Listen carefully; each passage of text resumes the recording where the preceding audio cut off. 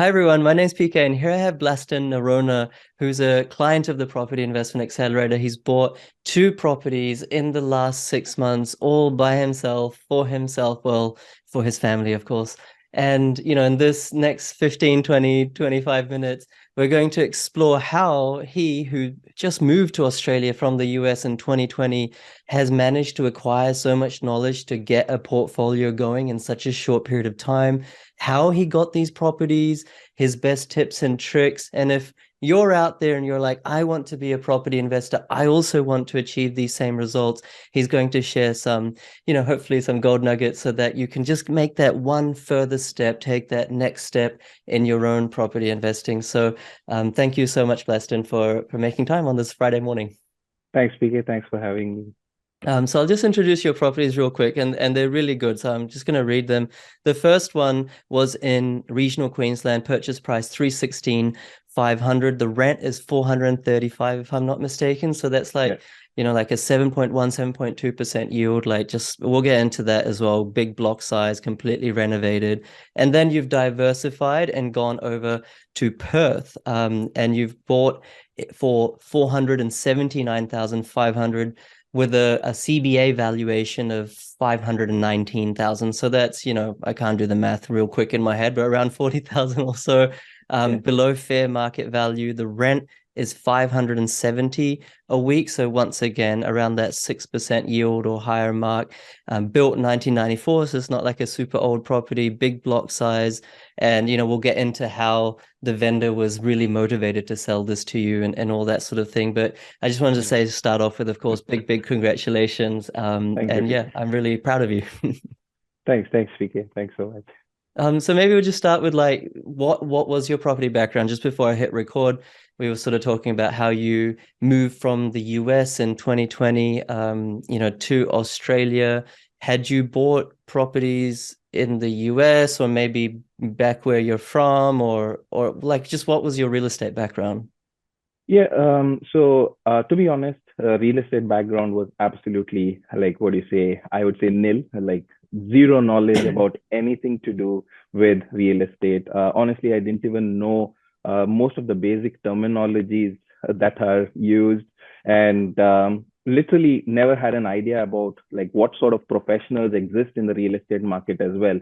And yeah, considering that, I didn't even imagine that there would be someone who would actually teach about like property investing and all of that sort. So yeah, absolutely no idea about property at all. And then yeah, like I said, I mean, we moved here just in 2020. Like we were originally from India, and then I was in US for about 6 years. Yeah, didn't really, I mean, think about investing as well because we were on a visa there. So I mean, like things were very uncertain. So I didn't really want to get into like doing anything of this sort. But then, like once we moved here on a PR. So we really wanted to like get started maybe by buying a property for ourselves, maybe initially. So that was the thought process. And then once we moved here, like through like even my colleagues and then like family friends etc, like we all like heard about like how people were buying properties back then like in 2020. And then like I was just hearing about what do you say, the people's experience buying properties, and then how not so complicated it was as well. I mean, by like listening to them, I mean, obviously, I was not getting most of the stuff they spoke about, but then, yeah, it did seem like, yeah, people were able to buy properties here, like by just moving in to Australia, like maybe in a couple of years' time, and not like having to wait, like say 7, 8 years and all of that. So that actually like was motivating us to like do something in this. But then, yeah, I did not know where to start, to be honest. I was part of like a lot of forums, etc. Because when I moved from the US, like we used to be part of forums like Expat Forum, wherein we used to learn about like things to do once we move here, and then like how life is here in Australia. What are the essential things to do once we move here? Maybe like options to travel, etc. So I continued to be active on those forums, like not by posting questions, etc., but just by reading stuff, like reading people's experiences. And like from there, I got to know about like few Facebook groups, etc. I joined those groups, and that's when like the first term or the interesting term that I came across in like say these forums, these groups was rent vesting. Now, honestly, I didn't even know what that meant. So that's when I started to research a bit more about it. And then I kind of like felt that, okay, rent vesting is basically you live, say for rent. Obviously, like we had moved in, so we hadn't had any plans to immediately buy. So we knew that we were going to rent for like some time. And then I knew people were like actually renting, but then they were investing elsewhere. Like, but then I sort of like in my research, I couldn't like actually understand or like make sense about why would people actually rent, but then buy a property and give it on rent for someone else. So I was like actually thinking that they were like renting, say, in this particular suburb, and then maybe what do you say, buying a property in a neighboring suburb. I didn't even like imagine that people were actually buying interstate or like somewhere else. So my perception was that okay, you're rent vesting, but then you're buying a property maybe next door, but then you're living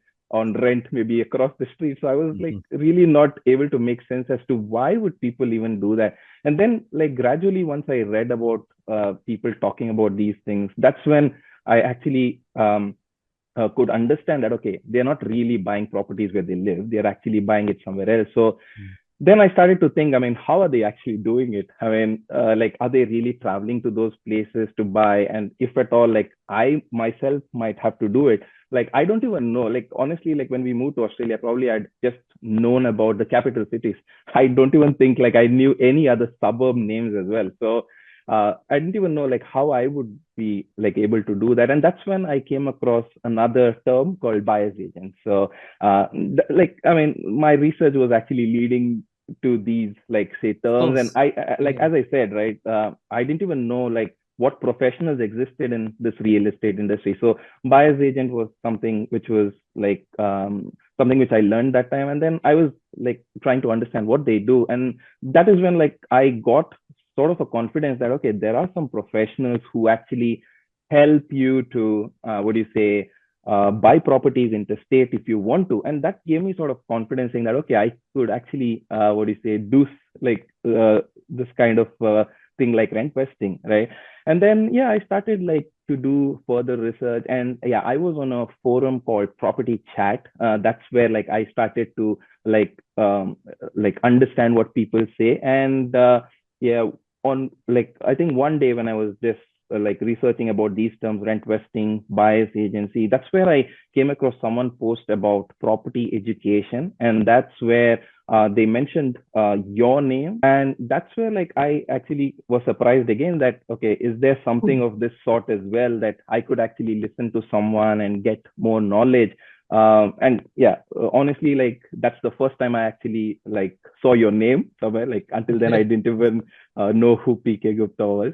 And yeah, I mean, then I started to like listen to some of the what do you say, content that you had on YouTube. I also listened to a few podcasts, but honestly, nothing made sense because probably I was going through some of the videos which were more say sort of technical or advanced. Right. I was not probably starting with the basics, right? So I wasn't really like understanding things. Like maybe if I spent more time, I could have, but then This is good feedback for me as well yeah. to make videos better.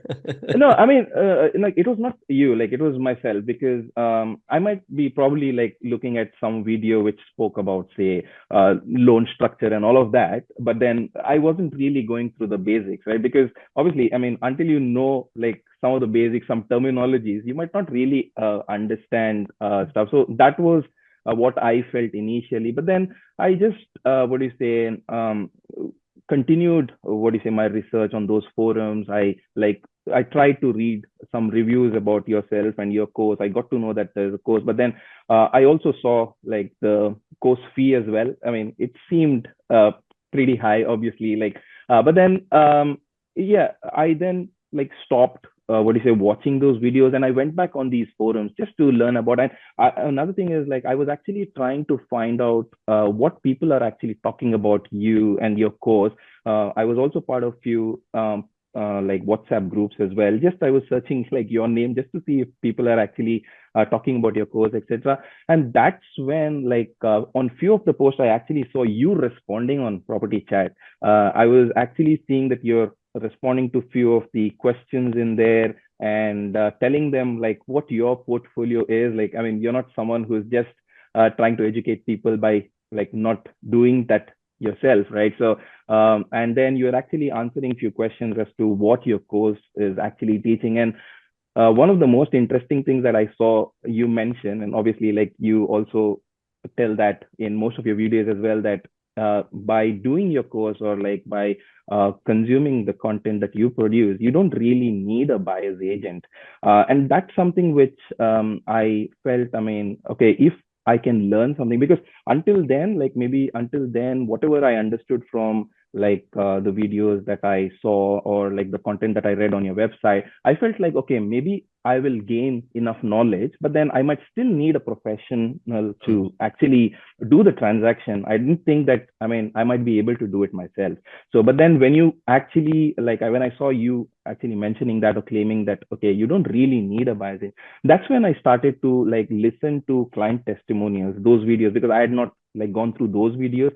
So I actually saw most of the videos, and I literally like saw so many people like me. Like, I mean, they did not really have too much of property background as well. There were a few people who had probably brought their place of residence, but then they didn't really do anything much into investing, or they didn't have much idea. That actually gave me a lot of confidence, and that gave me the belief that, okay, this is something I could definitely try. And then yeah, I remember like talking to my wife and telling her like this is what I came across. And then I like obviously asked her also to like listen to few of your videos. And both of us, like, we did not like really understand anything about property, so yeah, we were just trying to make sense about what you were saying, and even like what people were discussing on these forums.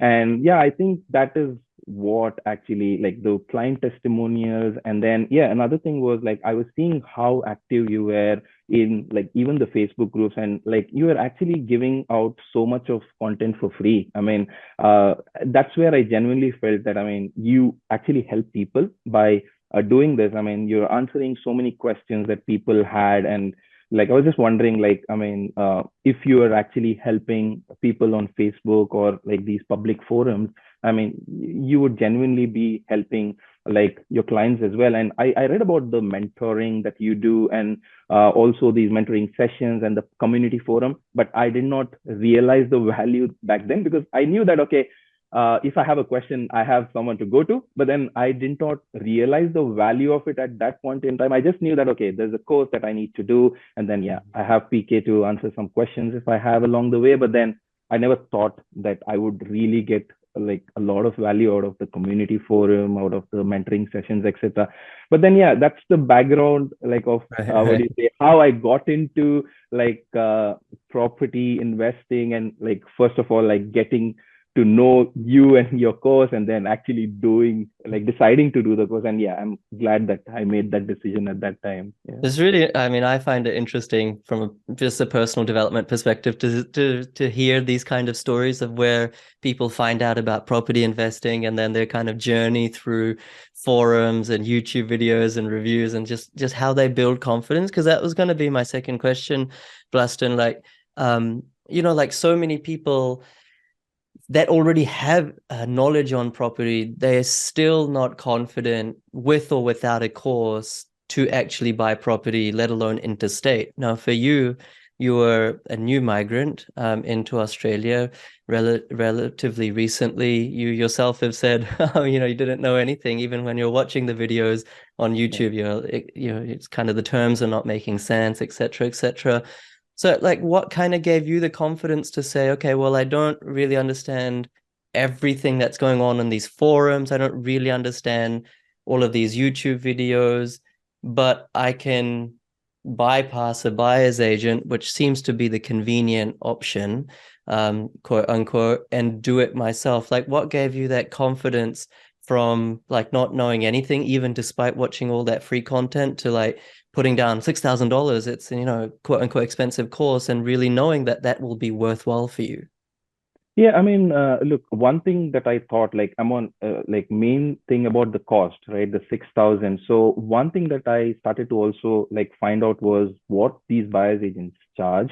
So I think back then I read figures like say 10,000. So when I saw that, I mean, yeah, I honestly I did not really have a plan of buying say two, three properties, etc. Like for me, like buying one property was the initial goal. So but even with one property now, if I had to buy elsewhere, because I don't think like, so my wife wasn't working back then, so I don't think my borrowing capacity would have been that high. I mean, I didn't even know that, but then I was just assuming that we might be able to afford one property, but then definitely not something which is like say in the million range in Sydney. So we knew that okay, we have to buy elsewhere, like Brisbane. We is something which we heard a lot because of all of these forums talking about it. So um, now, if I had to go with a buyer's agent, I definitely knew that I have to pay 10,000 at least, right, to a buyer's agent. Now, that's where I saw a 4,000 value instantly, right? So your course is 6,000 and 4,000 is the difference. So that is the first thing that I felt like, okay, if I learn something myself, like you mentioned on most of those videos that you can do those,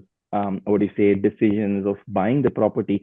So that gave me confidence. And the second thing was like, I also read about a lot of reviews from people and also clients mentioning how well structured your course is, right? I mean, it starts right from the basics and it actually has different modules, and you actually go in a very sequential manner to actually like say not knowing anything to actually gaining that much confidence. So that actually benefited me when I read about that, because like I said, I mean, I was probably starting off with some videos which may not have been the right videos to start with, right? So knowing that okay, this course was well structured, that gave me a confidence because I wanted to actually start from scratch. I mean, I wanted someone to tell me like what an LVR meant or what an LMI meant, right? So Sure. not like directly going through, I mean, say something like low, like how to structure your loan and all of that, Mm. right? So Mm. that is what made me believe that okay, this course is something for myself. And like honestly, like when I started off the course, I mean, it was overwhelming because like initially I think you give an explanation about these terms, like you have sort of like a file wherein it talks about these terms, and then later on you actually talk about the property like strategy of investment. Now honestly, that was very overwhelming because I didn't even like have any knowledge that, I mean, I honestly didn't even think that I wanted to buy these many properties. So I Okay. didn't even think that there is something like a strategy that you could do. Honestly, that video sort of, I took a lot of time to reach there because I think the first 2 weeks of your training, I mean, that's, I think the most time I spent because I didn't know whether like it's really easy to actually continue with this because I felt like it's actually difficult. I mean, but then I listened to, I think you mentioning it, or even some of the members mentioning that, I mean, there are multiple ways to do it. You don't need to really, I mean, consume that content and then actually like do the, what do you say, hands-on bit of it, right? I mean, you can actually listen to all of the other videos as well and then come back to these videos and then try to implement it. So I then followed that. So then actually, I mean, I saw value and then I actually got that push that I need to like finish off everything and then get started. So yeah, I mean, like honestly, I think the cost, like as I said, the difference is what made me like decide that yes, the course is better than going through a buyer's agent. And then the second thing was, yeah, understanding that your course is well structured from the people who have done it. That gave me the confidence that I can actually start from the basics and not just jump like somewhere on these forums. Because another thing is like, yeah, like while I was reading through various posts on these public forums, right? I mean, there were a lot of like opinions, right? I mean, people were giving a lot of opinions, and I wasn't seeing. And the another thing that I liked about what you produced online, or even for that fact, like whenever you were like posting, what do you say, some like what do you say, content, right? You're always basing it on like say data and the trends, and not just like okay, I feel that okay, this is what is going to happen. So that actually gave me the belief. And even you mentioned that your course is also like helping you use some data points to make decisions and not like just what do you say, something that you believe that okay, this is what is supposed to be done. So that actually gave me a lot of confidence. And I feel, I mean, those are really important things. And I feel like maybe like myself, maybe other people are also might be deciding to do your course maybe based on those points. And I kind of sense that, I mean, maybe these are the points which probably are what do you say, encouraging people to actually do your course and learn it for themselves, because Right, even people spoke about it a lot. So yeah, I think those right. were the main reasons why I actually decided to do your course. Not that I was really confident that I could do it myself, but then I felt like, I mean, if I learn, this knowledge is not going to go anywhere, right? Mm. And if it is actually helping me to buy even one property, that is like, that's a bonus. So Yeah, yeah, yeah. Well, I actually didn't know that you didn't have a big goal before you started, that yeah, you were just happy with one yeah, property. So it's good now. You've got two. Are you yeah. planning on executing that broader strategy, or are you quite content with two? Honestly, I listened to, I think, one of the recent videos that you posted, someone saying that, I mean, this journey is very addictive. Honestly, it is very addictive. If at all I didn't need, say, a set percentage of deposit, I would be probably doing a lot more of this thing. Like, so honestly, it gives you a kick to like sort of do this over and over again. And I honestly don't think I will stop here.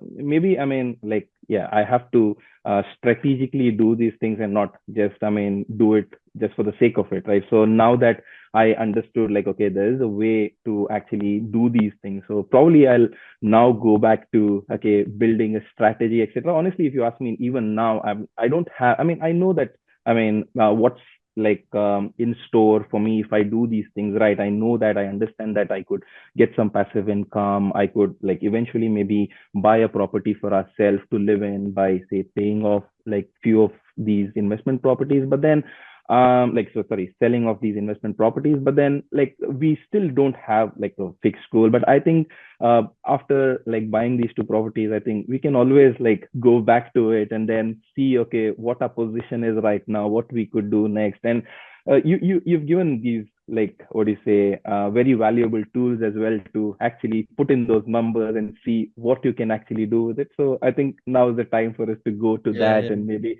spend some time there and yeah. then, like, what do you say, decide what's next. But then yeah, I don't think we would stop here, like, honestly, because I see people doing really well in this by like learning and consuming all of this knowledge. And yeah, I feel like definitely, I mean, even we can do that. Yeah, Nice. I mean, I think even if you don't have like a set goal, because I mean, you're young in your life cycle, right? Of course, you have a young family, so it's difficult to say, okay, I want X by Y number of yeah, years, but at least you've built that launch pad so yeah, that, when you do want to make that decision, or you have a family meeting and you decide that this is what our goal is, then you're not starting from scratch. You've already got a good asset base and a good income base to go from.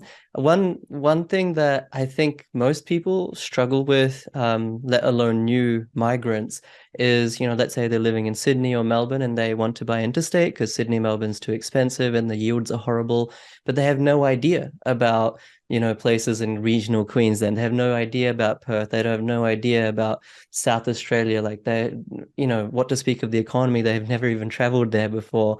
I think that element of perhaps fear or uncertainty was exacerbated in your instance because you're obviously new to the country. Like you bought in regional Queensland here, and like I'm sure you've never traveled there, right? You've probably never yeah. gone for a holiday or even known about these places. Obviously, like I know the answer to this question, the data, but like just from your own just personal experience, what has allowed you to, sitting there in Sydney, invest, 5,000 kilometers away in Perth, invest in regional Queensland, with confidence? Like I know the data kind of points you and that kind of thing, but when you ultimately have to sign the contract, you need more than just the data to give Right. you the confidence. When you're talking with your wife, what's allowed you to really do that? Yeah, see, I think, yeah, the data actually helps you to make the decision that, okay, these, like, say, locations are good for investing, because that's what you teach. Like, there are various data points. I mean, like, there are certain things which you could be flexible about as well. But then, yeah, that actually gives you a list, right? Saying that, okay, these are some good ones. And then like, this is where you could potentially invest. Now, I remember like when I bought, like decided for our first property in regional Queensland.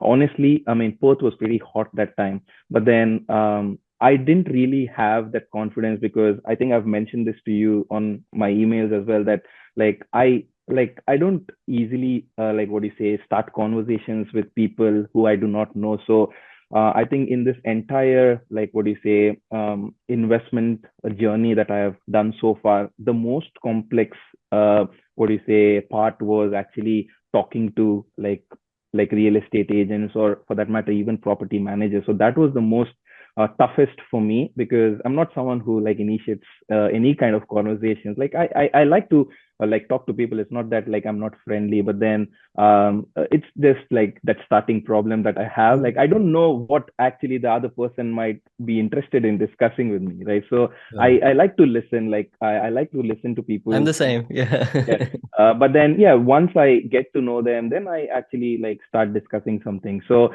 that was the hardest. Now, coming to, I mean, actually deciding like, okay, these are really good spots, and like, what do you say? Having that sort of a validation that, okay, whatever exercise that I have followed to actually come to these locations is actually true. I think the most important like aspect of your course is the community forum and the mentoring sessions. Now, I remember like once I actually finalize on certain locations, right? I always make it a point to search those like suburbs in the chat. I see how many people are actually discussing about it. How many people have bought there. I mean, not that I mean I would just base like my decision that okay, someone has bought there and then I should buy it, right? But then these discussions, it gives me the confidence that okay, I'm on the right track. And then I remember like I think both of these suburbs that I bought in, like I think you do these like every 3 months you go through like say some best suburb, interesting suburbs. And I remember both of these suburbs you had actually mentioned on those calls. So that actually gives like someone like me the confidence that okay, I'm on the right track and it's not something that I would be like doing incorrectly by actually investing in these areas. So I feel that is really what do you say gold, the Yeah. mentoring sessions that you do, and then even answering these questions, people discussing, because a lot of information is actually shared in there. I mean, not that I mean the Facebook group doesn't have that information, it does have a lot of information. I remember like I don't restrict myself to just the community forum and the mentoring sessions. I also like do a lot of searches on the Facebook group as well, because there are like really experienced investors in there as well, and who actually have a lot of knowledge, who might not be part of the course, but then they do have that knowledge. So I think like this is how I actually got that confidence that the locations that I'm after, they're not bad. So yeah, and another thing, like I was saying, like yeah, Perth. Actually, I was not really confident to actually talk to people because I was reading people's experiences that I mean they're spending so long to actually what do you say get properties, like they're losing out on properties because it was so hot there. I didn't want to start my journey on that note. I mean, honestly, I wanted to have a pleasant experience, I would say. So that's why I just thought, okay, region Queensland is not bad. It was doing well, maybe not as hot or like as booming as like how Perth was back then, but then it still had a really what do you say good yield. And I felt like I mean although like maybe the other expenses in regional Queensland could be like high, but then I felt like I mean yeah, with the like you mentioned, right? I mean with Yeah. this sort of an environment of interest rates, I mean even if you are like say negatively geared, I mean it's not so bad as long as you're not too negatively geared, you're Yeah. sort of closer to the neutral, right? So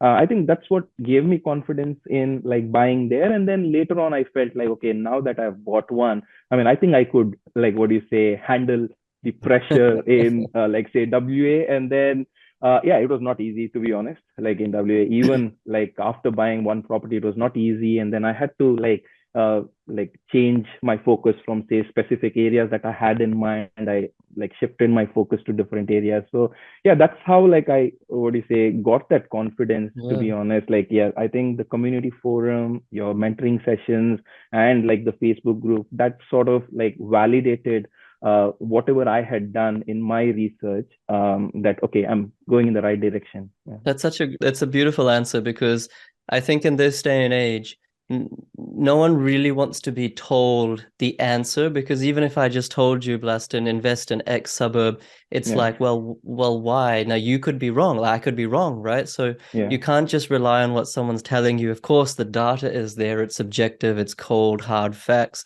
yeah, But sometimes you need someone to paint a picture around the yeah, data, you contextualize it. yeah, And then if you can then triangulate that with, okay, what is a broad cross section of the community saying, who all know the data, have all done this before, then you're right. That kind of that three-way triangle is kind of what gives you the confidence to say, yep, now I know this is a good location. I'm backing myself and I can do it. And I just want to pick on that point that you made, because I do remember now that you mentioned it in the emails that you sent. You're not confident around speaking and initiating conversations. Now, when you buy a property, you need to have conversations with conveyancer, property yeah. managers multiple times, agents multiple times, building and pest inspectors, et cetera, mortgage brokers. So I guess for people out there who are like, oh my God, I don't want to buy a property, or I just need to outsource this because I can't pick up the phone. I'm, maybe shy or whatever the case is. Yeah. Like how, I mean, when you're talking to me, you don't, you come across completely fine, like completely normal, but like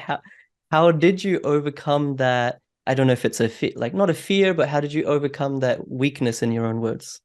Yeah, I mean, see, I sort of had this perception that, I mean, the people who have actually worked in the real estate, like sort of industry, like be it like say sales agents or anyone for that matter, right? I mean, they're really, I mean, anyone is like really good at what they do, right?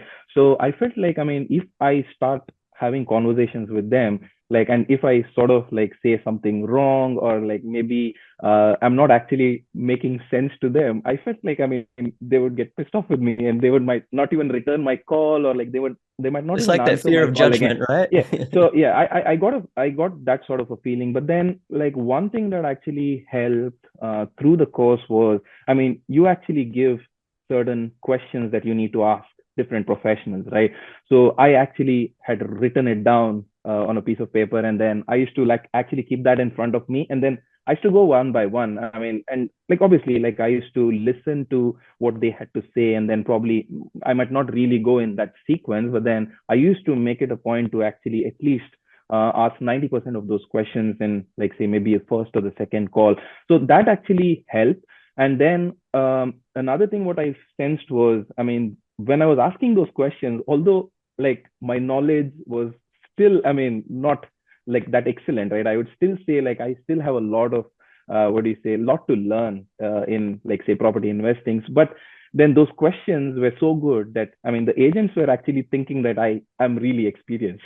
So so I kind of got that sense that okay, like this, I mean, I felt like those guys might be thinking like, okay, this guy really knows what he's asking, and they were appreciating those questions as well. So I think that gave me that confidence. Like, I think you really need to know what you need to like ask these professionals, or like how you actually need to have those conversations. What are you actually after, right? Like, what are you trying to find out from them? Like, because yeah, I know, like, say some of the Google reviews can actually give you that confidence that, okay, say some business is really good, but then when you actually speak to them, you might actually realize that okay, they're really good. Because sometimes, I mean, in case you have say a bad review or something like that, that doesn't mean that, I mean, the business is bad or that professional is bad, right? Because it could be that they had a bad experience or a negative experience, and then they're leaving that review or a comment. But uh, honestly, like, they might be doing a really good job. So it's that connect that you feel with different individuals. Like you say, I Mm. mean, you need to interview like various professionals, like not only one. Don't just go by one. Like, just talk to multiple people, and then whoever you get that connect with, that's whom you actually go forward with. So that's what I like actually did for both of these like properties. And then I remember, like, what do you say, making sure like I don't just go on the phone without having this reference The questions scripts, yeah. next to me. Yeah, because like I would get really nervous because I wouldn't even know like what I would want to ask them. Like, and sometimes I remember like if I was say driving or like say somewhere outside and I didn't have this and someone would call me, like I would really like what do you say listen to what they had to say. I would maybe ask one question and then say, okay, thanks for that information. I'll call you back. And then I used to get back home and then actually call them once again. So yeah, I think yeah, having like this reference sort of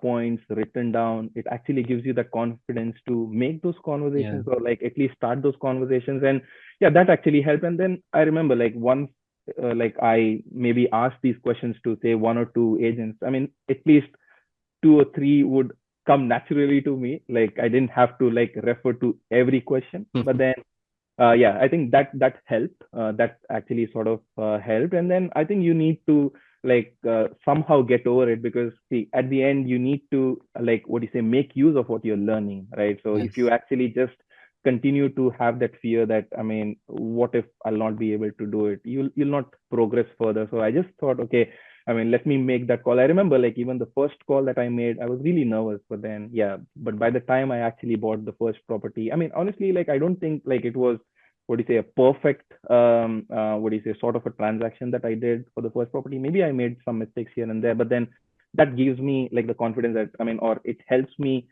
to realize that okay, this is something I shouldn't do for the next one. So yeah, Mm. that's what I took. Like I took learnings from the first one and then I did the second one. So Yeah. yeah, I would say yeah, that's really important to have some reference and then like approach like these professionals. Yeah. Yeah, no, I think that first property was you can't go much worse than, or much better, I should say, than 7.2% yield. And I mean, there's a saying that the most important part of winning is beginning, and you're exactly right. You just have to, I think at some point you just have to bite the bullet and Yeah. just do it. You've learned everything, you just have to put it into action, and that's obviously what you've done. I wanted to ask you perhaps the last question, and one of the last questions with this one in Perth. I'm just Yeah. reading here, the purchase price was 479,500. The CBA valuation was 519. So like 40,000 odd below fair market value. And it was like a distressed sale. So I think Yeah. you'd said that the kids were selling the property which they had inherited. Was it like just explain, how were you able to get such a sharp price on this Yeah. property? Were you able to build that relationship with the agent because of these phone calls, or just walk us through that real quick? Yeah, honestly, like I think knowing that it was a distress sale was really good. But then honestly, I feel like I also got a bit lucky as well. But then I think the steps I took to actually what do you say, get that property also were really smart, and that's something which I learned as well. So when I like initially was looking into like say proper Perth and then these other regions as well, right? So I realized that, I mean, I'm actually missing out on properties. And I had a budget in mind. Honestly, I wasn't seeing anything good in that budget. So I had to, what do you say, like flex all of these, what do you say, like thresholds that I was applying on, say, realestate.com, domain.com, or anywhere for that matter, right? I had to flex that. I mean, I wasn't getting anything good. And then I realized that, okay, this is a figure, like, say, I was thinking 450 is my figure, but then I was realizing that there's nothing there. So I was constantly like, what do you say, flexing it. Then I thought, okay, there's definitely no way that I'm actually going to buy anything over 500, because that's the max I want to like spend. Uh, but then there were good properties coming in, but there were certain factors maybe about that street or that place. It wasn't really, what do you say, meeting the criteria that I was expecting. And then one thing that I realized was, um, something over 500, like just over 500, that's something which is actually meeting most of my criteria. So what I decided was, I didn't really like, what do you say, I was not willing to spend that amount.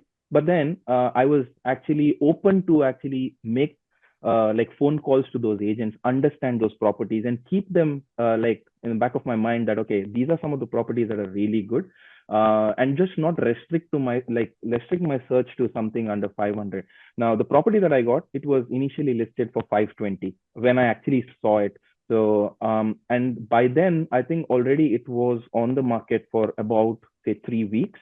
And then when I remember speaking to the real estate agent, and she mentioned to me that, I mean, they were actually, there were some buyers who came in who, like, what do you say, saw the property. They actually put in some offers as well, but then they were aiming for, say, higher figure than whatever it was listed. Because I think in Perth, I mean, whatever the agents list, like most of the time, the price Goes it goes above. for is like really above that. And I think that's what the agent was expecting. I don't think she was wrong in expecting that. But then, like I got to know from her that, okay, this is a distressed sale. And then, like, this is what they're looking for. I understood like why people hadn't like even put in offers for that. Like some people had put in offers, but then that was, I think, sort of close to 520 mark, but then not over it, right? And then some people did not put offers because I think it did not have a side access for that particular property. But then I wasn't really looking for those things, because I was looking for something which is like pretty average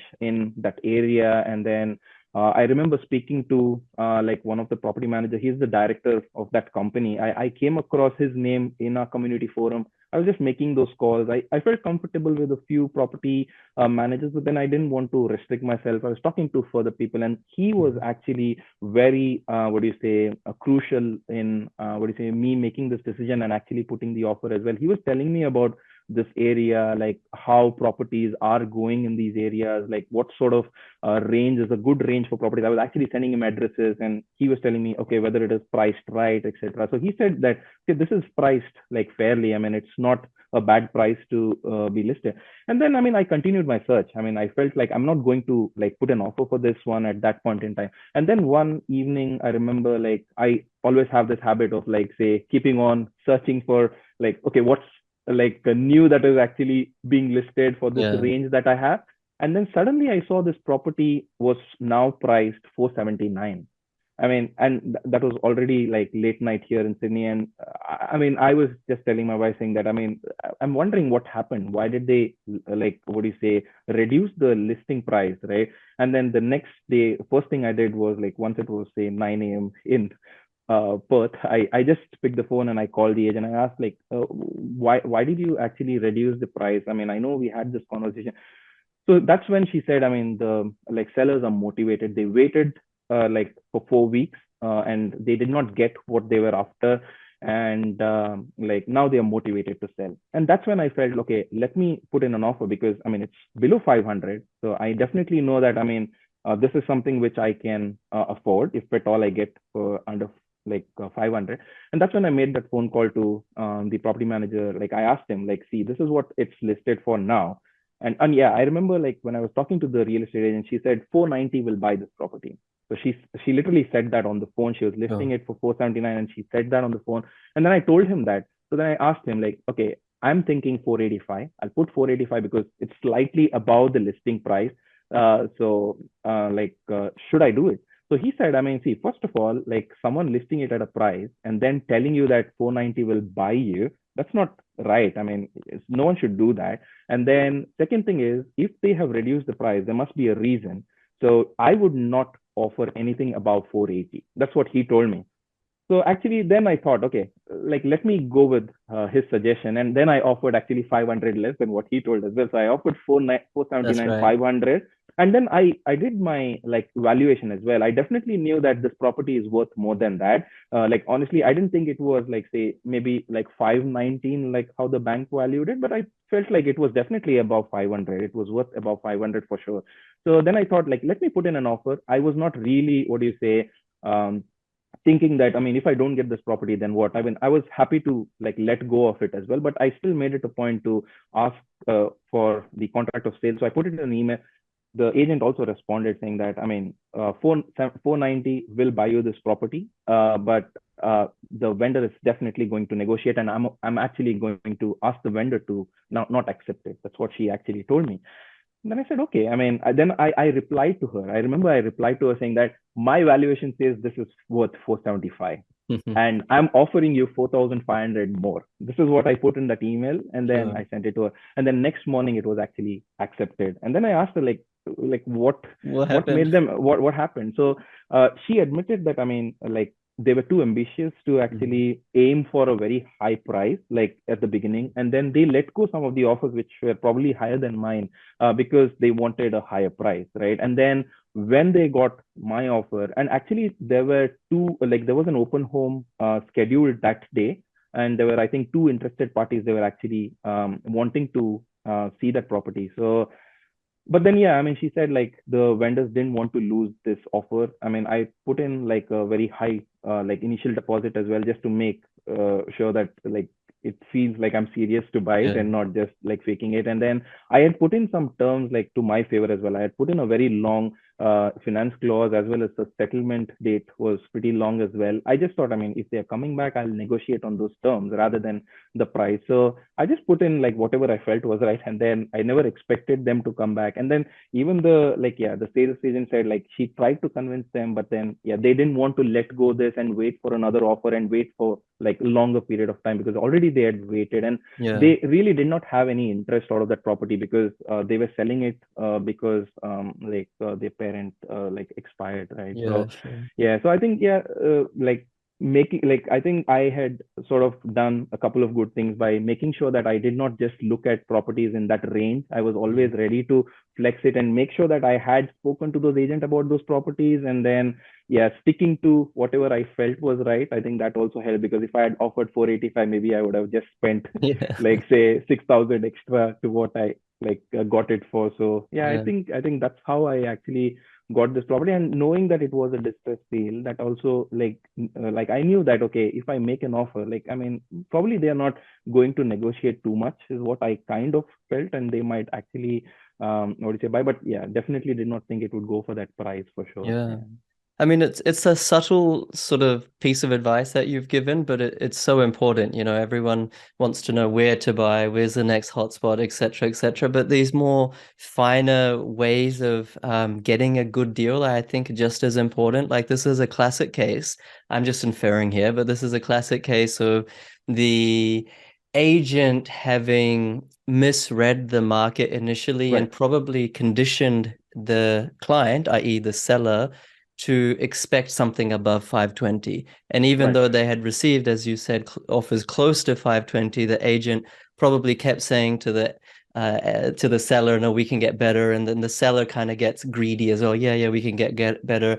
And then the property, even though it's perfectly fine property, it gets stale because let's Right. say if you hadn't been following that property, or if you hadn't had that relationship with the agent and you first came upon it, you'd be like, well, it's a super hot market. Why is this property been on the market for so long, and why is the price dropped so much? And you might have just disregarded it. There must be something wrong with it, right?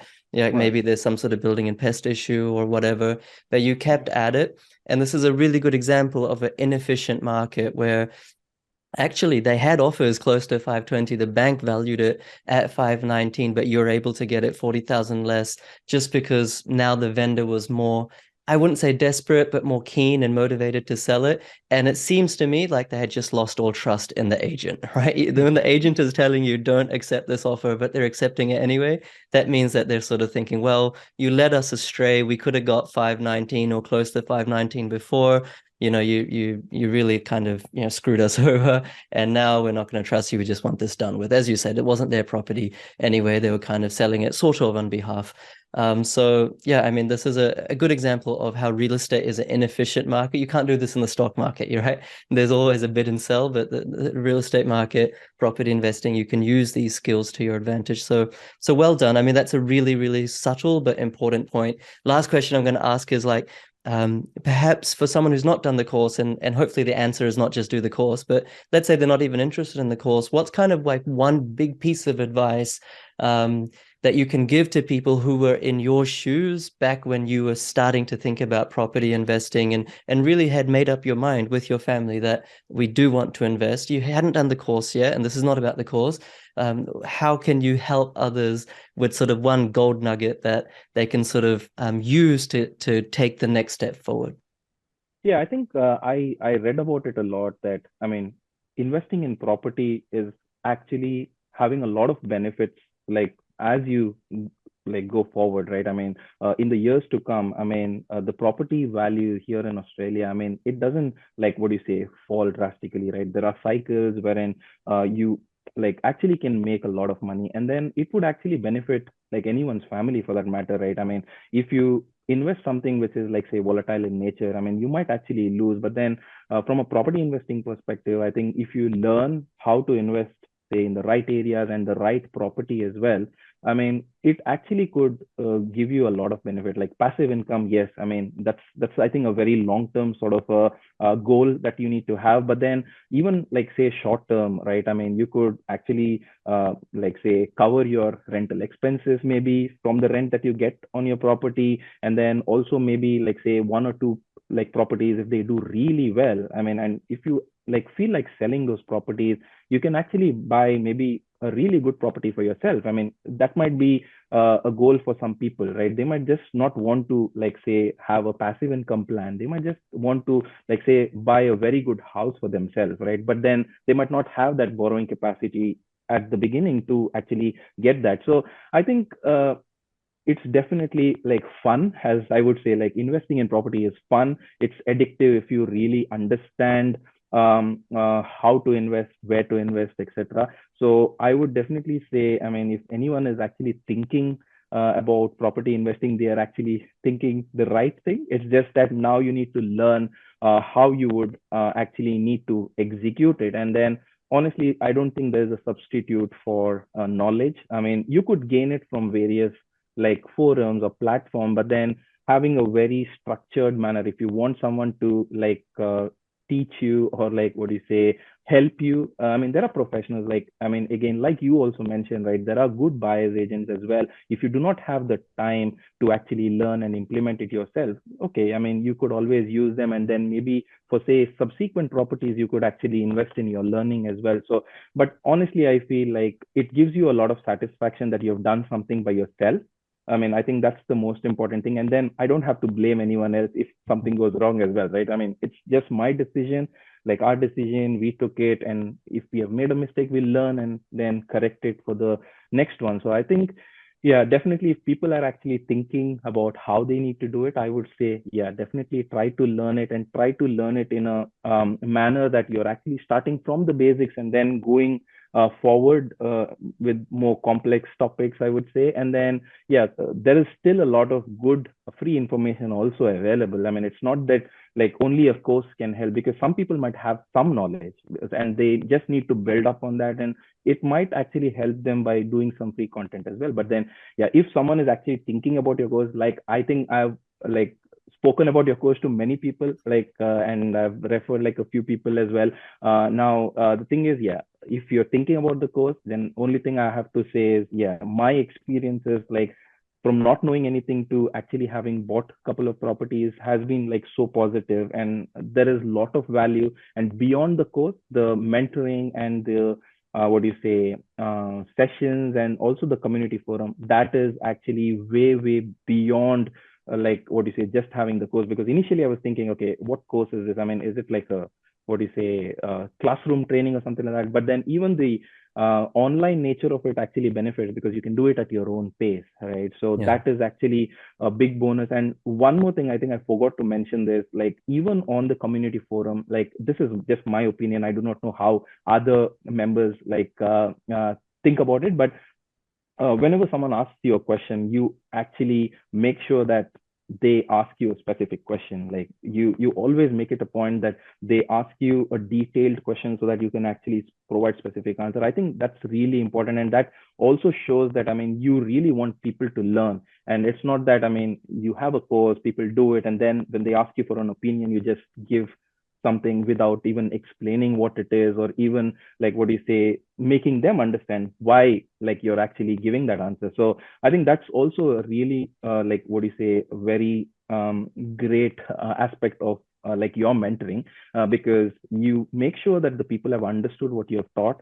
You actually make them like give you as much information as possible, and then you offer like your inputs on that particular thing, which is like really great. And I actually found it very valuable, because here you're actually doing everything by yourself. It's not like someone is actually telling you what you need to do. They're teaching you a method and you have to implement it. So I think that's really important, and that will actually give you a lot of confidence. And yeah, it will help you in like various ways if you do things by yourself. Like now I feel like I can talk about property, like at least some basics with people, because I have done it myself and I've done it like what do you say religiously followed whatever you're taught. So yeah, it feels Yeah. really good. Oh, thank Yeah, you. Yeah, it is very satisfying to do it by yourself. And thank you for noticing that as well. And knowledge is important, but I think there's no substitute for deep understanding. And that's really what I'm trying yeah. to instill amongst all of our members. But yeah, thank you so much for your time, Blaston. And yeah, I mean, what can I say? Two properties, under market value, high yield, high growth. You've done incredibly well. So yeah, once again, big congratulations. Thank you. Thank you so much, PK. Thank you. And thank you everyone for watching or listening. Blaston's done really well. Hopefully this served to inspire you and educate you. There's 100 other client interviews in the client results playlist on YouTube. Check that out. Otherwise, I'll post this in the Facebook group as well if you want to get in touch with Blaston. But thank you for your time, and I appreciate you being part of this community. Thanks again, Blaston. Thanks, PK.